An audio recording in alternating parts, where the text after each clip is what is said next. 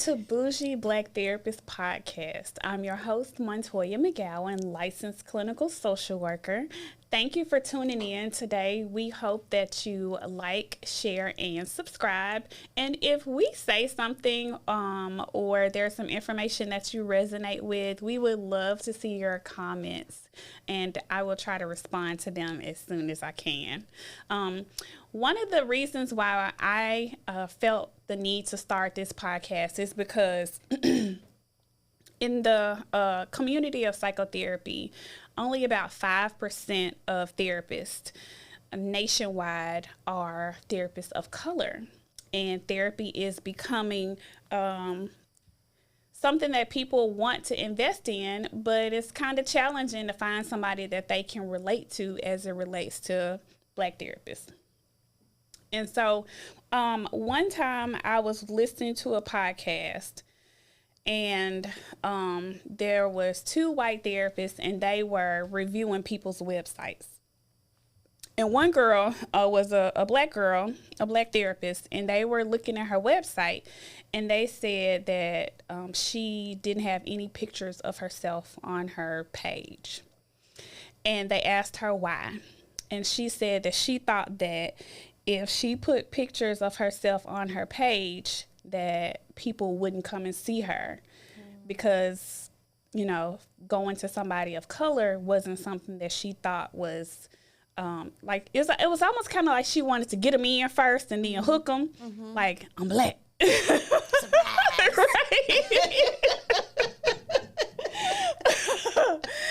And I kind of felt that way a little bit too, but hearing them talk about it out loud, it made sense because they said you need to have your picture everywhere, on your website, on social media, have it everywhere because people of color want to see a Black therapist, and oftentimes they do. And they said that even though we're allies, it's just still a lot of things that we can't relate to. We rather have somebody that is, what's the word I'm looking for? Somebody that can serve them. And so my guest today is one of my friends, therapist friends that I met on Instagram. Was it through Instagram? Or Facebook? I don't know. And I saw you somewhere and said, let me in. I don't remember which one it is. Yay. And we have been like, I think our vibes complement each other very well. Mm-hmm. And it's been really nice to get to know you. Really nice to get to know you. So introduce yourself. I am Dr. NaRicia Futrell, licensed clinical social worker, licensed in the state of Tennessee, Arkansas, and Texas now. Whoop, whoop. One more state I'm looking for. They just slow. Okay. I ain't going to say it out loud. But, yeah, so that's me. I am the owner, director, everything for Gihon Counseling Solutions, which is my private practice based here out of Memphis. I'm a mommy of two, a 19-year-old son and she's 15 now, 15-year-old daughter, and a wife for the second time. Futrell times two. Futrell 2 times. So, yeah, that's me. Yay. Thank you so much for agreeing to come. Where did Gihon come from? So, Gihon came from, when I was starting to practice, the young lady and who I was going to partner with, her name is Shakira. We were sitting down trying to come up with names. We were like, okay, do we want to use our names? Everybody was doing that, and I was like, let's try to think of something different. And she actually came back, and she had a list of these names, and Gihon was one of the things on the list. So we talked about that. For her, it was extremely impactful because Gihon is supposed to be the body of water from which the other bodies of water originated through the Garden of Eden.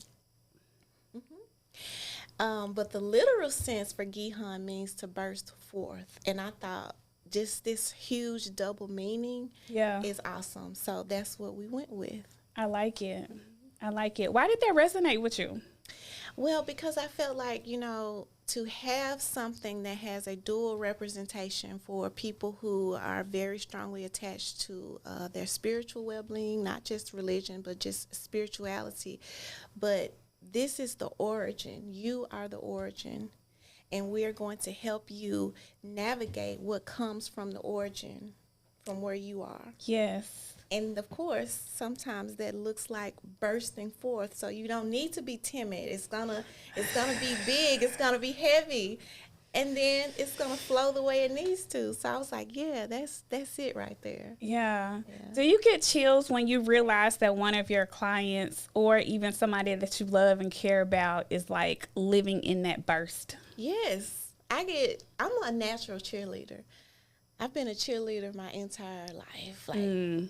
Little bitty, the neighborhood cheerleader with the neighborhood football and the high school and even some through college. So I'm like, when they come in and they talking about, oh, this happened, and it be like, girl, what?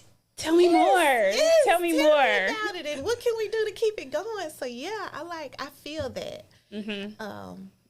I like to say that I have empathic tendencies, and I have to check that sometimes when it's not a good thing. But when it's great, I'm like, let's jump in this. Yeah. Who gave you the audacity to think that you could start a private practice? Okay, so I mentioned Shakibra. Shakibra and I were cohorts in the graduate program where we're getting our master's, and the idea was to have a private practice and we were going to run it together, but our paths just went different ways. She wrote a book and she wanted to do more of a nonprofit type of organization that was more social work based and less clinical in Mississippi. And I decided to continue on the clinical path because originally we were like, we're just going to open this big practice in Memphis and then we're going to have it all over the country. But it didn't happen that way. She went her way and I continued on. And I was working for a company called Resources for Human Development. And they had locations all over the country. And one of the closest locations that I worked closely with was in Nashville. And a young lady there by the name of Anna, who is not a woman of color, I reached out to her because she had a private practice. And I said, Anna, I wanna do what you're doing, and I need some help. Can you point me in the right direction? And she just gave me all of these ideas about. She gave you the blueprint too? Yes. She gave me a blueprint. I like to say a blueprint. Okay. Because she was very clear. You're in Memphis, so it's gonna look different. The insurance companies that we have here, this is what you need to do to find out who to panel with there, and so it was a sketch, and I had to make my blueprint for Memphis, but I didn't do it on my own. Yeah. At all. Yeah. Are you full time? Yeah. I just wanted to ask you that out loud so you can answer. So like I say, guess who I called and was like, I think I'm ready to do this full time. What you think? My new social media friend. I was like, hey, can I be your friend? Can you please tell me some stuff? I want to learn from you. And if I know anything, I want to tell you. Yes. I enjoy full time. It took me a while to figure out what my schedule should be and should look like. Because sometimes I worked too much and then other times I didn't work enough. So I had to find a sweet spot for myself. Have you figured out what works for you? I'm going to say yes. My husband would probably say no. Oh, we should ask him. Well, because I've been working since I was 14. My grandmother used to have a club on Beale Street. And so in high school, I was at work. After a game on the weekends, because that's when Beale Street was popping, I would be down there working. I was a hostess, and then I did other things. I've always worked and went to school. And if I wasn't working and going to school, I was working 2 jobs. And then I was working and then had 2 jobs and then had picked up another job. And so I know that life. Yeah, and it's been hard to turn off for me. And I don't even really think that I want to. I've slowed down a lot. You know, I don't do 2 jobs anymore. I'm full time at my practice. So my schedule really looks like I see clients pretty much all day. But it's not to the point of like where you work for someone else and I feel like, oh my God, I'm so tired. I got to see clients all day. And oh, they canceled. I got to fill in this spot. You're like, I get to see clients. Yes, and I get to see who I want to see and they want to see me. And if they cancel, it's okay. Because you've got another plan. You could take a nap. You can make a TikTok. You could do some other stuff. And my office is right near all the best food places. Really? Oh, yeah. I got Chick-fil-A, like, right there. Soul Fish right there. I got Sprouts if I ever decide to be healthy. So, yeah. For a banana or something before you go on a ride. Sometimes I trick myself. I walked down here to get this fish, and I walked back, so it's okay. Yeah, that's wonderful. And I do still see clients on Saturdays. Why? So when I first started my practice, I told you I've always worked. When I started my practice, I only saw clients on Saturdays. Okay. And then I built it more as a group practice, so I have some therapists that work under me. I do licensure supervision and that type of thing. But I've got, like, some Saturday people that, like, please don't take it away. And I'm like, you know what? I'm okay, because I don't do it all day. Okay. It's a half a day. They're my dedicated people. These are my people. Some of those people that I see on Saturdays, I have seen them off and on the entirety of my practice. And they're like my maintenance people, right? I see them 2 or 3 times a year. But, you know, it's not every Saturday. It's not all day Saturday. Okay. So, yeah. Okay. Yeah. What advice would you give to somebody who is like maybe working in community mental health or working at an agency and feel like they want to try private practice? I would first tell them to hang in there unless you're being disrespected. I think that there's a lot of focus on don't do community mental health because it's terrible, but you learn so much at community mental health. Right. You're forced to see, you don't get to choose your clients. So you're going to get everything, and you'll learn what your niche is that way. Stay in that unless you're being disrespected, which can be tough. But as you're doing that and you think that you want to do private practice, find someone that's already in it that will allow you to kind of step into their door and get some of that experience. Most of the girls, young ladies that work for me, they work other jobs. Okay. And a couple of them were like, well, I just want to do this and see if I like it. And I'm like, okay, I'm not here to hold anybody hostage. Come here, learn, see clients. Let's talk about what it looks like on a clinical level, and let me show you what it looks like on this end, because it's not just sitting and seeing clients all day if you're going to run your own practice. It's a lot of work. It is. It's a lot of heartbreak. It's a lot of learning. It's a lot of loss of money sometimes. So I would just say put your foot in both doors and get as much experience as you can before you decide that's what I want to do, because it looks good until you step in there, and then it's like, well, wait a minute, is this what I really want? What goes through your mind when a younger version of you comes in and sits on your couch? Wait, a younger version of me, like you're like, or personally? Either way, like, you're sitting there and you're like, oh, that's NaRicia when she was 25. My first thought is, oh, do I need to tell her to run or get it together? And then the second thought is, okay, now, we can't have any counter-transference going on up in here.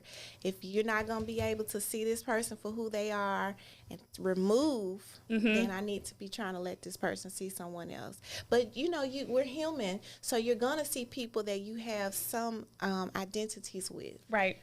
And I share that sometimes. If it's going to be You do? beneficial for the client, I share. I'm like, hey, listen, what I'm trying to show you and give you a different perspective of is not just professional. I will say to them, I have some personal experience with this. And we don't have to get into a whole big detailed discussion about it because the session is not about me. Right. But I want you to hear me when I say, if I use the words, I understand where you're coming from, I truly mean I understand that, and not just from a professional sense. I won't ever say that if I can't understand it because I have seen it and lived it, because that does feel different. Right.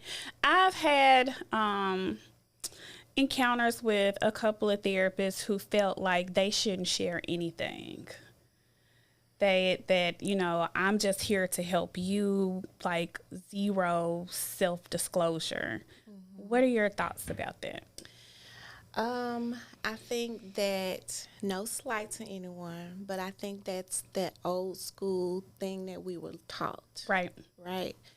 And I think that we are in an age where if we continue to keep ourselves so removed from the people that we're helping, it has been, and it is what continues to keep people from saying, I can reach out. Yeah. Because you've drawn this brick wall.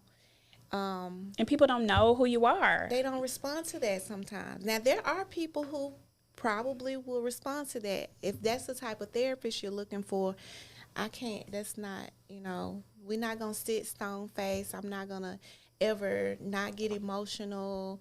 But, I'm not going to make it about me, but I'm human, and you need to see that. And my people tend to respond to that well. Same for me.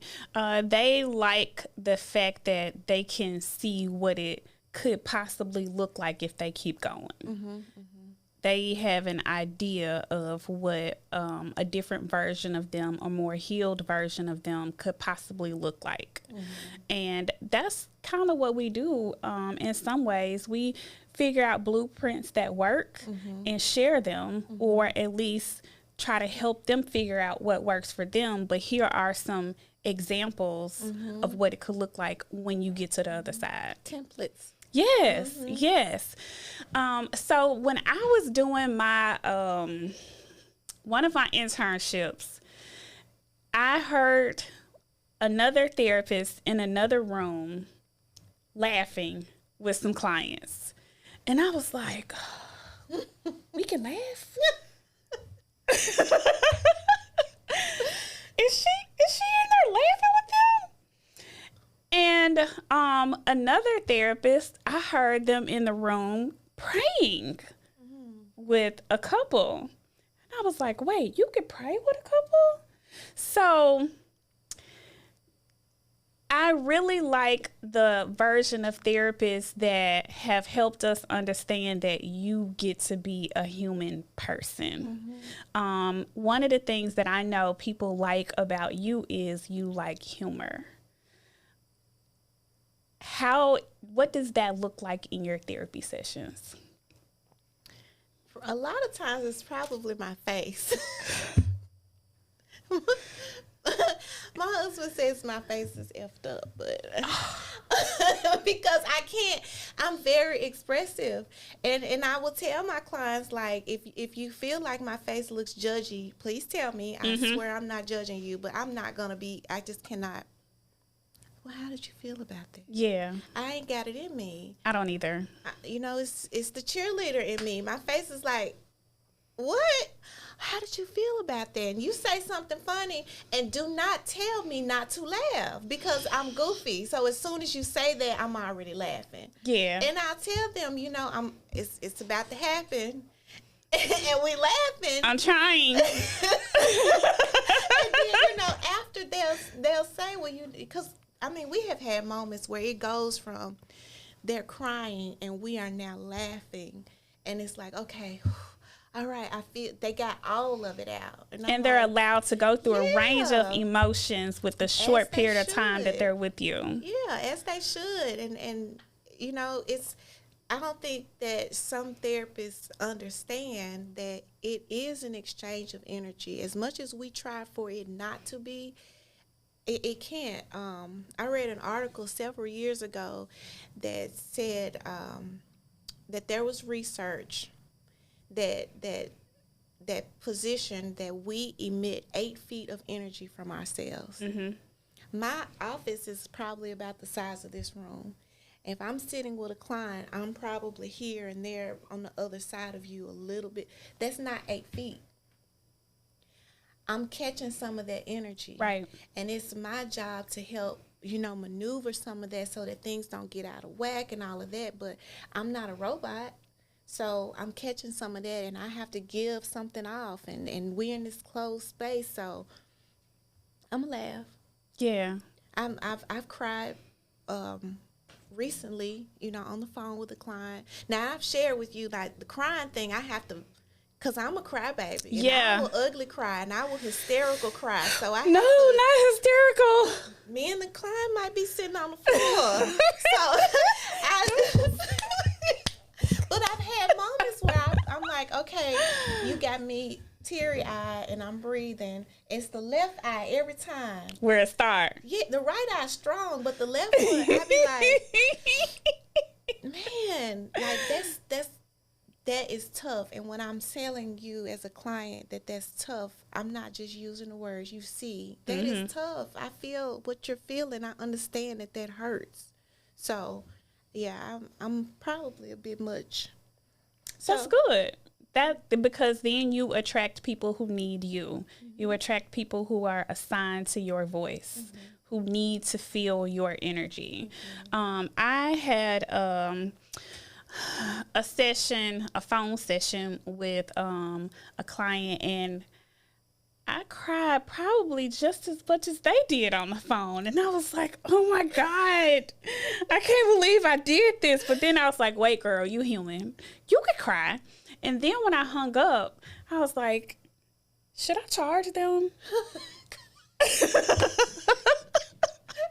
Because I just cried just as much as they did. Should I? I don't know. I was so conflicted about whether or not I should click, send invoice.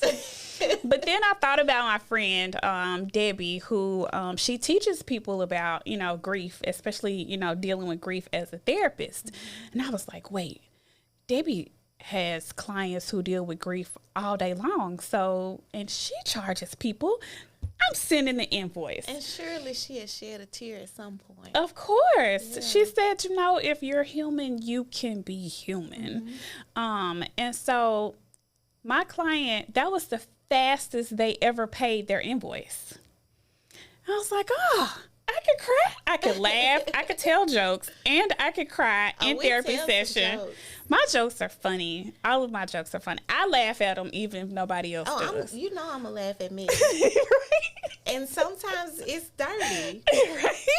And I'm like, well, wait, you said it. Say, Yeah. But they, that's getting people to a space of feeling like they can just be who they are. And that truly is a space of non-judgment. My clients cuss in session, and they'll ask me, can I cuss? Now, of course, I have to draw some boundaries. I had a client, can I vape it? No, ma'am. Now you tripping. Right. You're doing too much. Don't come in here. You've been drinking. You're doing too much now. You're taking this too far. I'm going to need you to be sober. Yes. But I think what happens, though, therapists who don't do what we're talking about feel like that it's such a slippery slope that the boundaries will get crossed. But if you know how to set your boundaries, you set them. Therapy can be enjoyable, and it has to have some of that because it's going to be tough.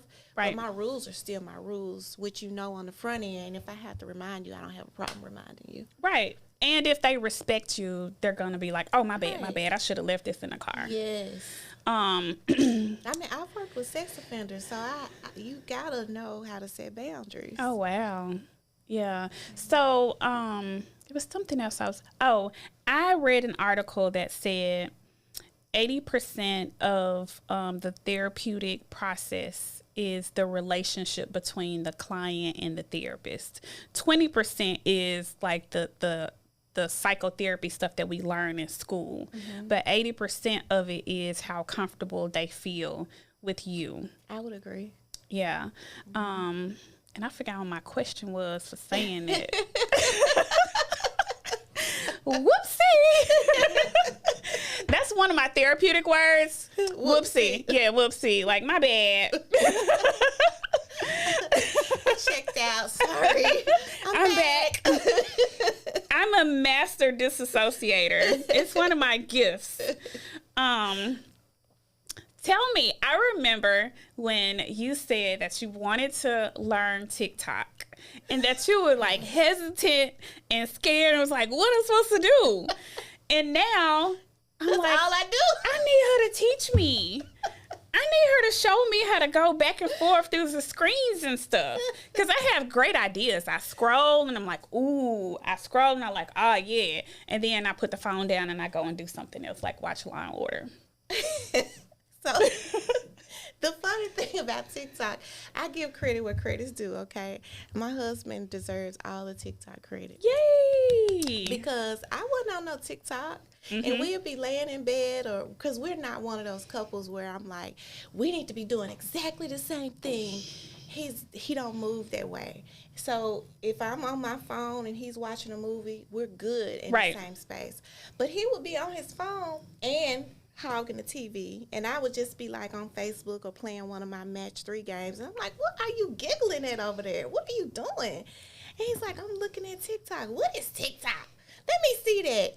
And then he pranked me on TikTok twice. Yeah, girl. I thought you were the pranker. See, people, listen. I thought you were the pranker. When we get off of here, I'm going to show you what he did to me. Okay. And I was like, and so then I started getting on it. And I was like, well, I want to get him.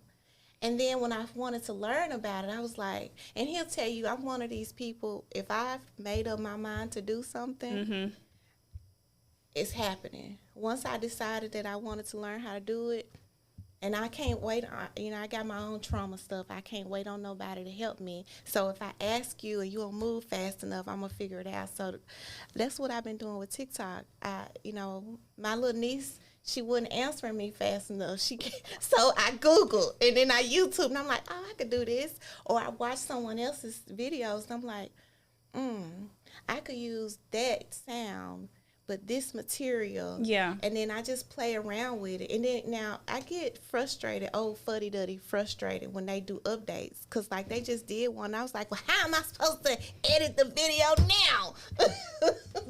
And I don't even know. But, yeah, it's fun. And I'm one of those people, if you ask me, here, let me show you, let me tell you. So, Yeah. What kind ready to learn TikTok, let me know. Okay, and we could do some. Yes. That would be so much fun. I love doing them. Yeah. What kind of feedback have you gotten from people, like positive feedback? On TikTok? Oh, my gosh. So I was a little nervous about that. I can be very self-deprecating. And you know I'm vain. I done told you that. You say that, but I think you just give that, like, just in case somebody decides to think you're vain. But I really don't think you're vain. Girl, okay. Y'all done seen how many times I done did this to make sure. Where was I? I'm like you. I'll be a squirrel. What was my question? Sometimes.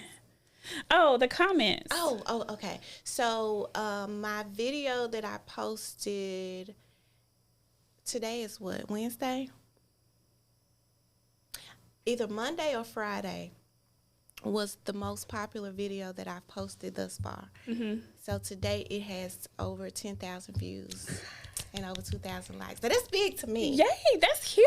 Because I was getting 10 views here. I'll be excited when I get to 57. I'm like, yeah, I'm going to have some balloons here soon. Yes. I was like, oh, stop the press. But I was nervous because I watch so many other people's TikToks, and I look in comments because I be like, the comments be funny. I love being in the comments, unless they're mean. That was it, though. I'm like, oh, my gosh, there are some really mean people, and words are big to me. Words live in my head. And I'm like, what am I going to do when people start saying mean things? So this particular video has gotten bigger than I even this is not even my favorite video. That's a whole nother subject. Okay. But, you know, they've been so like, oh my God, this is me. Or I love the funny ones like, girl, why you telling my business? Or you up in my house? Or I didn't come here to be read for filth. And it's just like, I giggle, but it's like, and I'm not big yet, right? Yeah. I'm going to say yet.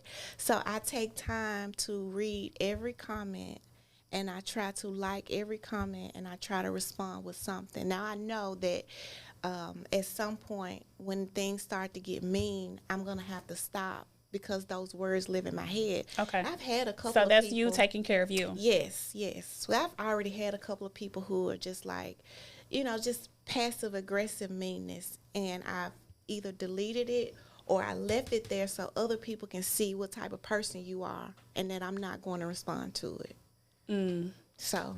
Okay. What's one of your favorite comments that you've gotten so far? Man. I think just when people say, I love this. Mm-hmm. You know, because it's big, but it's small. Like, you could love this and be like, you love all of it, or you love these pieces of it, but just the word love is a strong word to me. So when they say I love this, I'm like, yay, you know. But I will say a comment that stuck out to me. A young lady said, she said, oh, you're going to go viral from this. I liked the comment because the first thought that came to me was what I responded, and was, as long as it reaches the people who need to see it, I'm good with that. Like, I really don't think, I couldn't handle what celebrities go through. I don't think that that's something that I could handle. The judgment, you know, people, we like to say what people should and shouldn't do, not understanding the circumstances that these people are actually having to live in, and you never having privacy in. And especially as women, they tear women to pieces. They tear black women to pieces also. You could be walking on water. And I've had, you know, subtle things happen like that, like with my yoga videos. Oh, well, you know, why she wearing this, or her hair? And it's like, dude, I'm 40 with 2 kids, and I just started yoga, and I'm standing on my head, and you talking to me about what I got on? Mm-hmm. Okay. At one point, because I'm certified, like 200-hour yoga teacher certified. I did that because when I found yoga, it made me feel so good about being in my body. Mm-hmm. And I ended up, it was on my bucket list to take yoga teacher training in like 2015, 2016. It was on my list of things to do. And I didn't get a chance to do it until last year. And that was because, no, I think it was year before last now. That was because of the pandemic. Mm-hmm. And we had to post videos of ourselves on our YouTube channel. Mm-hmm. And I got so many comments from people that I was not comfortable with posting. I had really slowed down on posting because of so many of the freaky deaky comments that I got. Yeah. They were such a turnoff. And then when I started hearing it from people that was close to me, like saying, yeah, I saw your print the other day. What? That was not the purpose or the intent of this video. It was not so that I can show you my print. And so now I'm just so like, real comfortable saying that. But you know what? You know what I've had to learn too is that when you are an attractive woman, or when you have lots of stuff going on. I got a lot of stuff. You got a lot of stuff going on, girl. You could be wearing a muumuu. Correct. And a man or a woman. Correct. They're going to say what they're going to say. And you covering up or not being free with who you are is letting them take that from you. Mm-hmm. Like, I know people say things, and I'm just like, okay, whatever. As long as my husband cool with it. Mm-hmm. He said, go on, do your thing. We got sometimes you. You good. Be like, all right. And I'll be like, okay. But, you know, and that has taken some growth. This is the most comfortable I've ever been with my body in my whole life, and I'm still not where I want to be. Yeah. So yeah, I can't let nobody take me back to a space where I was wearing baggy clothes and, oh my God, don't look at me. And you could look, you could probably say whatever you want to say, but you better not say it to me, or you might say it and I might act like you didn't even exist, because I'm good at that. Oh, I'm great at that too. Yeah. I'm great at it. Who? I ain't never met that person. If I don't fool with you no more, you might as well rip up your birth certificate, because you actually don't exist in life.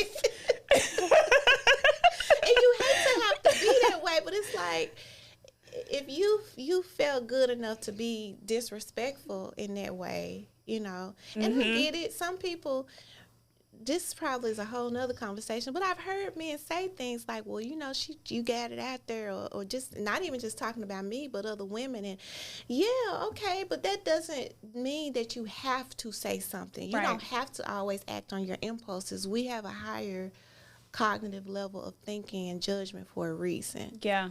So, and there's some creepy people out there. Yeah, but you need to listen, Miss Certified. I got them all in my phone. After a while, I need to see them. I stopped posting them because I got tired of the creepies, and it was getting to be too much. It was getting to be overwhelming for me. When you be ready to post them back, text me. Okay. Because I'm gonna be right there. Okay. Because I love to watch other people's yoga videos to help me think about different poses that I want to learn. Mm-hmm. Like the things that I'm doing now is other people's stuff that I watch, and I'm like, oh, that's not in the practice that I normally follow. How can I get my body comfortable enough to start doing that? There's a girl on Instagram. That girl is amazing. Mm-hmm. And I probably will never be as flexible as her, but you ain't going to tell me I ain't going to try for about 6 months to see if I can get halfway there. Yeah. It was on my list to learn how to do headstands, but I did it one time and then I scratched my back because I fell over on a dresser thinking that if I was between the bed and the dresser, it would help, but that wasn't really a good plan. Don't stop. Montoyia, the first time, and I posted Then I tried again after I saw you do it one day. I was like, let me keep on practicing. Yes. And when I tell you my back muscles were aching for 3 or 4 days, I said, NaRicia got me messed up. I ain't doing this no more. I'm just going to keep on doing my pigeon poses and the other stuff that I'm doing. You got to keep doing it. The first time I did it, I bust my ass as well. I fell backwards. One leg hit the dresser, one leg hit the bed. My whole back was hurting. Right. That's the part that people don't see. Yes, but I told people. I went to Facebook and I was like, let me tell y'all how I just bust my ass. But I'm going to keep doing it. I'm going to keep trying because I really wanted to do it. But yeah, those back muscles, like, I like my back now because it looks sexy. Yeah, you do have a sexy back. Thank you, girl. Yeah, you do have a sexy back. So, what is self-care for you these days? Like, what does self-care look like for you? Oh, breathing. Anxiety has been a problem for me probably since childhood. I have some significant childhood trauma, and because of that, anxiety and issues of self-image have been big, and I had to, when I learned how to do mindfulness and then learning yoga and I learned how to breathe, that's the thing. Because I will catch myself and I'm literally not breathing. Holding your breath. And don't even realize I'm holding my breath. So breathing, I stop and take breaks because, I told you I'm a workhorse. 2-3 jobs or working and going to school, I will stop and take a break, even if I'm doing nothing but picking up my phone and playing a couple of rounds on my Match 3 game. I listen to audiobooks all day long. If I'm not in a session or doing something. All day? Yeah, I had to. When people say that they have to cut a cost, I was spending money on audiobooks like people buy shoes. So, I can't say nothing. So I'm a book addict. I'm an addict. That's my self-care. That and I love music. If people saw our wedding story, everybody had a song attached to them. I'm a music person. I I like to research things about serial killers. I'm gonna pray for Mr. Futrell. Pray that you're good. He already know this time is the last time, and I ain't never been arrested, so I could probably get diversion. So. Right. But I got bail money too, just in case. I keep people with bail money. Yes. I got so much self-care, though. I cycle through Shelby Farms. I do yoga every morning. My son, he's back at home now. He's going to University of Memphis. He's a part of my self-care because every evening when he's not at work and I hadn't fallen asleep, we watch television together. Really? Yeah. That's so sweet. Every evening. That means he likes you. He does. And my daughter likes me sometimes. Because she goes to school right across the street from my office, so I have to take her to school. And in the evenings, we ride home together. She's a teenage girl, though, so depending on her mood. Mm-hmm. But I just... I love talking to her. She's like... You learn a lot of things from them. Man, because she's so... I admire my daughter to be her age and to be as strong-minded and intelligent as she is. And she knows what she likes. She knows what she don't like. She ain't got no problem telling you. And nobody's going to convince her. Because me neither. I don't know nothing. All this doctor degree means nothing. I tell her something, she got to look it up. But I don't get mad at that. Fine. Because what my grandma did with me was, I asked her something. She said, go, did you look it up on the encyclopedia? Because we had the Encyclopedia Britannica over the fireplace. Y'all had the whole thing? Yeah, my grandma wasn't playing. Your grandma was rich? What? Well, I would have stayed over your house. Like, can I go over to NaRicia house? They got the encyclopedias. Well, my grandmother worked for EEOC all of my life. So, yeah, she was big on, knowing your rights and having education and knowing how to find information out. When I say, like, I'm cultured in that way, my grandmother sang opera. My uncle, who was her son, was a musician in France. Oh, wow. Both of his wives, before he died, they were French.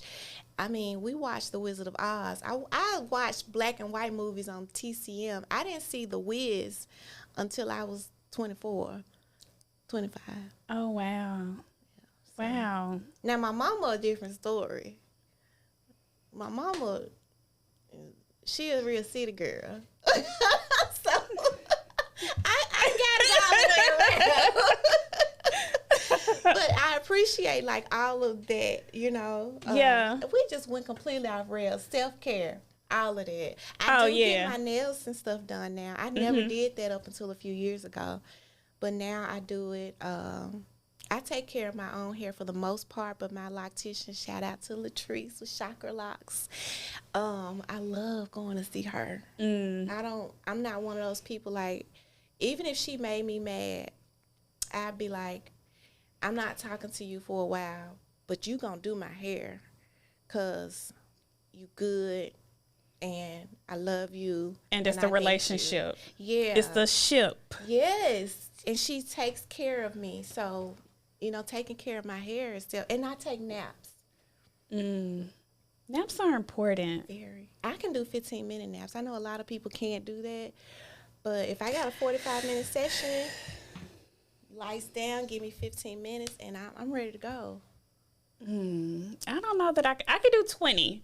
I don't know that I could do 15 because I need to lay on my stomach for a few minutes. 15 minutes ain't enough.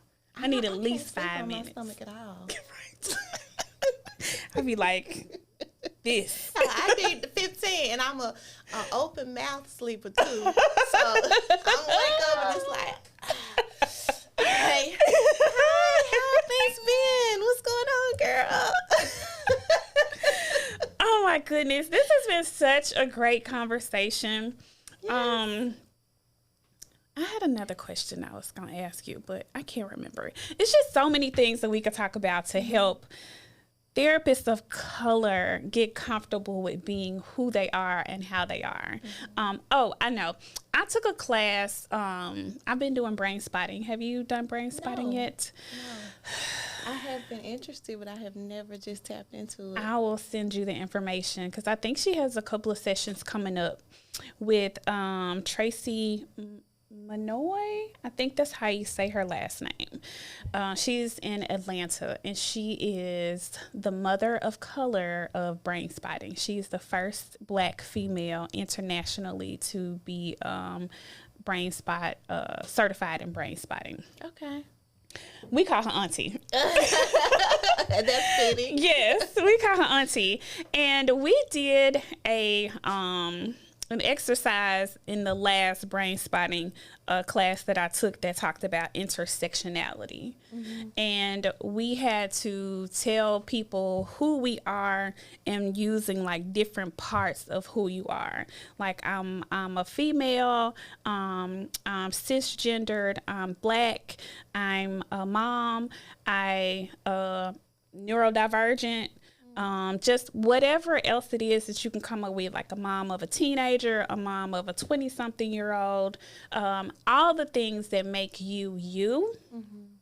And the gift from that is you get to see how we intersect with each other, and you aren't as likely to put yourself or somebody else in a box.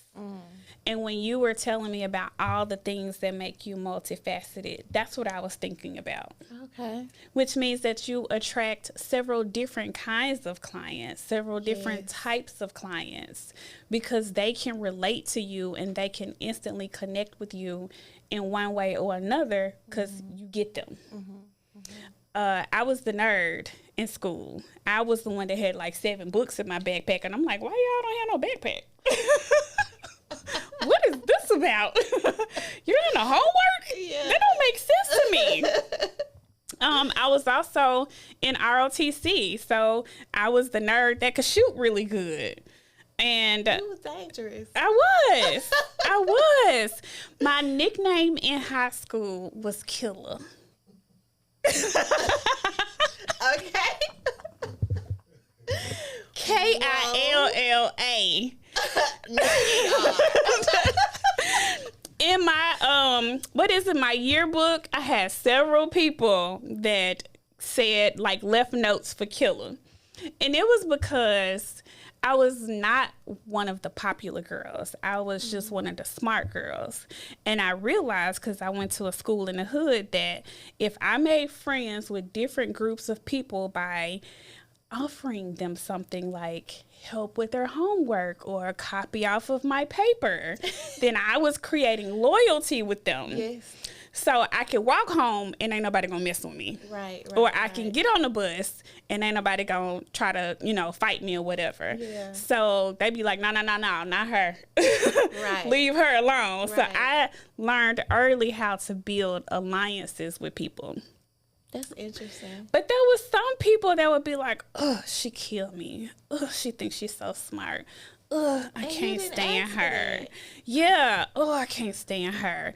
And I said, I know, I'm just sick of killing heifers. Because they would say it where I could hear it, Yeah. but I'm not going to address you because I don't want to fight, but I do have a rifle. So I don't want to, have to use it. I'm glad you did it. I'm so glad I don't want to you have to did. use it. And I joined the military in the 11th grade. So, Wow, I didn't know that. yeah, I went to basic training the summer after 11th grade. Then I came back and finished 12th grade. And then after 12th grade, before I went to college that summer, I went to AIT. Okay. My plan was to be a dentist. But then I got to college and I was like, ooh. I don't want to play in people's mouths. No, I was like, math and science? Right. No. After failing like 3 times, I said, you know what? Let me switch this to something else. Yeah. But I had plans on being a dentist because I had extensive dental work in high school. And the way my self-confidence increased just from my overbite and braces. Oh my gosh. Don't even go there. Because I had to learn how to check to get people off me. Oh, I went to Melrose and I went to Northside. oh, look, y'all bricked our bus one time. I was a cheerleader. But check it. And then I got like tic-tac size teeth. So I had braces. But you couldn't see my teeth because my teeth so little. So, yeah. But I was like, I resonate with that. Like, it's so weird. When I talk to my kids about our friend group, we were not that Breakfast Club type thing where this person is the nerd and this person is the thug. Our group was all of that. We were the top in the class. We were the cheerleaders and the football players. My husband went to school with me. Mm-hmm. He was in ROTC. We dabbled in the devil's lettuce. Mm-hmm. We did all those things. And it's like, how you make straight A's and you go to football games and you still smoke weed and you know. You just push through. You just figure it out. Because I know I can't stay here at this house any longer than I need to because I want to be grown. Yeah. And my mama would not let me be grown. So I had to have a plan to get out. We got to figure it out. But yeah. And then you extensive dental work. Like I wore braces in high school. I got them off the second semester, I think, in college. And I lost my retainer. And then I was no longer under my grandmother's insurance. So I wasn't wearing a retainer and my teeth shifted. Of course. And I had to get braces again. As an adult or? Yeah. So me and my son wore braces together. Yeah. That was a whole adventure. But at one point, we had 3 people in our house with braces for the same thing. I had them a second time also. And I still should probably do better with my retainer. I'm gonna do better. Good. Yeah. My dentist friends would be very proud of you for wearing your retainer. I'm sure. I know they don't need my money because they make good money. So I'm gonna wear my retainer. Because what my dentist told me that I really need to because I forgot how he worded it, but basically I really cannot get them again. My teeth are not strong enough to handle that movement again. Yeah. And I mentioned that I had anxiety really, really bad. And at one point, this was pre-pandemic, I had a lot of stuff going on, and my anxiety had gotten so bad I was grinding my teeth at night and not wearing my retainer. Mm-hmm. And I broke like several of my teeth at the bottom. So that had to get fixed. So, but I can't imagine wanting to play in anybody's mouth, Montoyia. That didn't bother me. That didn't bother me because when I went to Iraq, I was still a dental assistant in the military. I went to Iraq in 2004. Yes. Mm-hmm. I slept in a tent. I lived in a tent, and I worked in a tent. And both of those tents, we put those tents up. You're so girly. I can't even imagine. Yes. Yes. If somebody told me I had to go live in a tent, I'm so dramatic. I just died. I was like, No, you didn't. And listen to Montoyia in Iraq.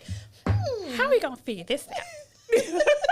I used to call home and ask people to flush the toilet for me so I could hear the toilet flush. Because we didn't hear the toilet flush and we didn't hear babies. Because there were no kids over there. And when I got over there, we were still using porta potties and like the MASH tents where they turn it around to say ladies or men when you taking turns going in the shower tent. It got better before I left, but yeah. And so when I was there, some of the soldiers that came in were such babies. They were such babies, especially the ones that were a part of the units where they had no name tags and they out in the field for days and weeks at a time. And then they sit in a chair because they have a cavity or some kind of pain. And I got to hold their hand. I was like, you said you'd be doing what now? Killer out there trying to help people feel better. Yes. And they would just be like, your voice is just so soothing. I'm so glad you're here. Some people would not see the dentist unless I was there. Wow. We need her. Or they would come in and I had nice teeth. So they be like, yeah, give us what she got. You do have beautiful teeth. Thank you. It costs a lot of money. But yeah, like, no, you're not getting that while you're here. You just getting the cavity filled or tooth pulled. And you need to floss. And you need to floss. You ain't got no toilet, but you need to floss. Right. Yeah. Yeah. I'm a floss addict. So what do you have any projects or anything coming up? Anything that you plan on putting together or working on? No, not really. I mean, right now I'm enjoying, doing the TikToks and getting that information out that way. I do focus some on my YouTube channel. So my videos that I do for TikTok, I share them on YouTube, but I also do like just small snippets where I talk about different topics and place those on my YouTube channel. And then I interview different people from time to time from the community. And that is not even like, oh, I want this type of person. I love talking to people, even though I do it all day long, or people talk to me all day. I love talking to people and hearing their stories. So I do interviews on my YouTube channel and I post them, and it always leads some type of way into mental health. But of course, yes, because everything is about mental wellness. Yes, everything. Yes. Illnesses, good stuff, bad stuff, everything. What's the purpose of your YouTube channel? Like, what made you say, I need to put this out there? So I thought, I would like to be a vlogger, right? But vlogging is not what it was when it was vlogging. People are not going now to your website to listen to you talk about things. People either go to social media and that's about it. If they listen to someone's interview or something, they're going to a podcast station or they're going to YouTube. So I was like, well, I still want to be a vlogger. So, because I'm going to do what I want to do. I'm going to be a vlogger, but I'm going to do it on YouTube. I'm going to make videos where I promote mental health and sometimes my yoga, but I'm going to talk about things that are important to me and to mental health and give people who want to tell their story a platform. There are people that want to talk, but they don't want to be on something consistently. They just want to do it. And the best thing that I've experienced is every single person that I've interviewed, at the end, they were like, man, that was so fun, and you made it so comfortable, and it was just like we were talking, and I wouldn't mind coming back. And I'm like, I want you to come back. Like, it feels good, like you're just talking and telling your story and your opinion about things and not being interrupted or having someone being argumentative with you. Like, that's really huge for me. Even if I don't agree with what some person is saying, we can talk about it without it being an argumentative, angry conflict. Right. So, but yeah. Your favorite slightly hood Yay, therapist. Definitely. I love it. Where can people find you? I'm kind of everywhere except for Twitter. I can't get into Twitter. I can't either. I cannot. I've tried. I can't. Yeah. So I'm on YouTube, Your Favorite Slightly Hood Therapist. I'm on Facebook and TikTok under my practice name. That's Gihon Counseling. I think the Instagram is under Gihon Counseling as well. Yeah. Okay. Everywhere is Gihon Counseling except for YouTube, and that is Your Favorite Slightly Hood Therapist. Okay. All right. So if somebody is interested in coming to see you for therapy, they can go to... So they can go to the Facebook page and message me. They can call the office, 901-443-8895. They can go to the website, www.Gihon, that's Gihon, counselingsolutions.com. I'm on Psychology Today. They can find me there. Email us You know, we answer swiftly via email. Sometimes, y'all, please don't get mad if you calling and you can't get somebody on the phone, because we probably in sessions. And the lady who answers my phone, sometimes she be doing stuff. But I promise, if you leave a message, we call you back. If you email, you're going to get a response within 30 minutes. Oh, that's great. Yeah, because I got anxiety. I got some ADHD tendencies. You got some OCD? I got some OCD. Yay for OCD. I see all them unanswered emails, and I be like, let me answer these real quick.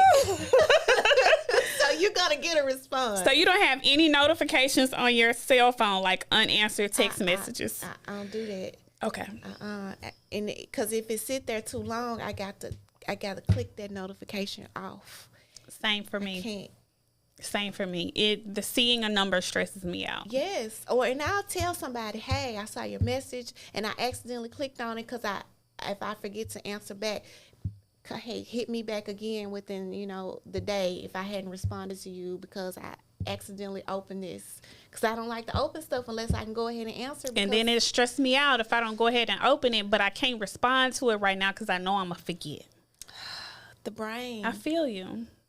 It's like spaghetti with all the sauce. But if you look at his phone or my daughter's phone, they will have 272 unanswered text messages. And I have to just turn it over so I don't look at it. My daughter's the same way. I'll be like, why don't you answer your friends? Well, thank you so much for coming. Thank you for having me. This was awesome. Yay, good.